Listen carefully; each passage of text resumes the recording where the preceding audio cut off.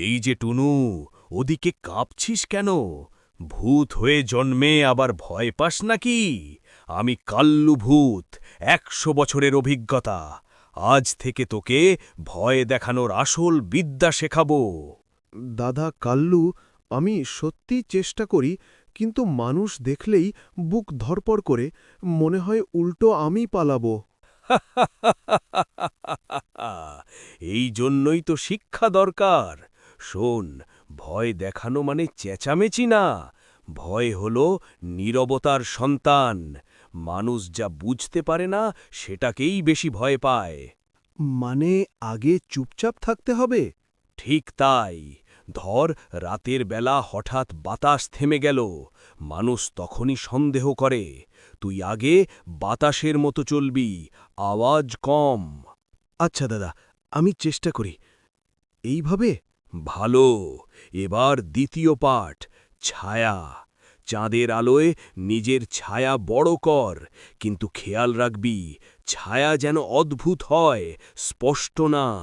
উফ, আমার ছায়াটা এত বড় কেন? আমি ভয় পেয়ে গেলাম। আরে পাগল, নিজের কাজ দেখে ভয় পেলে চলবে? ভয়কে নিয়ন্ত্রণ করবি, ভয় তোকে নয়। বুঝেছি দাদা। এবার তৃতীয় পাঠ? তৃতীয় পাঠ হল শব্দ, তবে হালকা শব্দ। পাতা নড়া, পায়ের ক্ষীণ আওয়াজ, দূরে কারো ডাকার মতো বাতাস। শশ, এই রকম? একদম ঠিক। শুনেছিস, কুকুরগুলো ডেকে উঠেছে। মানুষও এবার অস্থির হবে। দাদা, সামনে ওই কাঁচা রাস্তায় একজন আসছে। এই তো সুযোগ। মনে রাখবি, ক্ষতি করবি না, শুধু ভয় দেখিয়ে শিক্ষা। আমি পারবো তো? পারবি। এখন ছায়া বাড়া, তারপর শব্দ। ছায়া বাড়াই, পাতায় শব্দ তোলে। লোকটা থেমে গেছে দাদা। ভালো। এবার একটু পায়ের আওয়াজ। হালকা আওয়াজ করে। উফ, লোকটা দ্রুত হাঁটছে। দেখেছিস, ভয় কাজ করছে। উৎসাহের জোরে আওয়াজ করে। হা! আরে থাম, বেশি করিস না। ডালে ধাক্কা খেয়ে উফ, আমি নিজেই পড়ে গেলাম।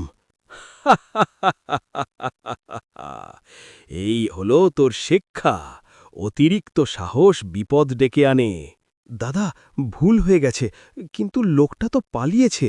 হ্যাঁ, তবে মনে রাখবি, শেষ পাঠ, দয়া। ভয় দেখাবি, কিন্তু কাউকে আঘাত নয়। ভয় যেন শিক্ষা দেয়, ক্ষতি না করে। আমি বুঝেছি দাদা, ভয় হবে মজার সীমার মধ্যে। ঠিক তাই, একদিন তুইও আমার মতো অভিজ্ঞ হবি। দাদা কাল্লু, আজ থেকে আমি ধীরে বুদ্ধি করে ভয় দেখাবো। এই তো চাই। আজকের মতো পাঠ শেষ, কাল আবার নতুন কৌশল শেখাবো। ধন্যবাদ দাদা, আজ আমি সত্যি ভূত হতে শিখলাম।